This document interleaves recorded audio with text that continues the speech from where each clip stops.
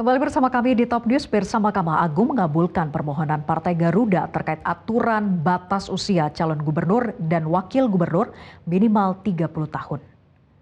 Hal ini tertuang dalam putusan nomor 23 yang diputuskan oleh Majelis Hakim pada Rabu 29 Mei kemarin.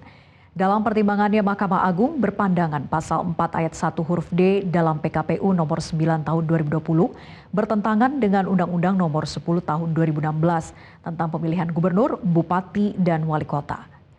Atas putusan ini, MA memerintahkan KPU RI untuk mencabut pasal 4 ayat 1 huruf D di PKPU. Dengan demikian, seseorang dapat mencalonkan diri sebagai calon gubernur dan calon wakil gubernur apabila berusia minimal 30 tahun ketika dilantik, bukan ketika ditetapkan sebagai pasangan calon.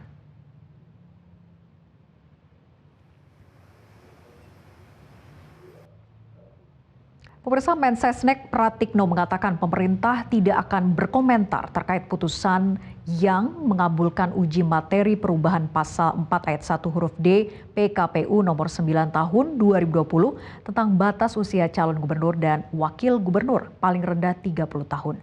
Putusan ini membuka peluang bagi para calon kepala daerah berusia muda yang akan maju di pilkada termasuk Kaisang.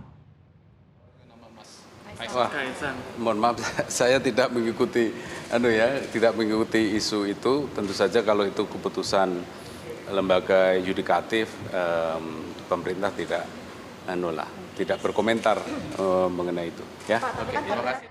Sementara itu, Wakil Presiden terpilih Gibran Rakabuming Raka meminta untuk menanyakan langsung kepada Kaisang Pangarep terkait putusan Mahkamah Agung yang mengubah batas usia calon kepala daerah minimal 30 tahun saat dilantik. Hal itu berkaitan dengan peluang Kaisang untuk maju di pilkada. Tidak harus 30 tahun untuk menjadi kepala daerah. Ya, keputusannya di Kaisang ya untuk maju atau tidak ya. Tanyakan aja, tanyakan ke teman-teman.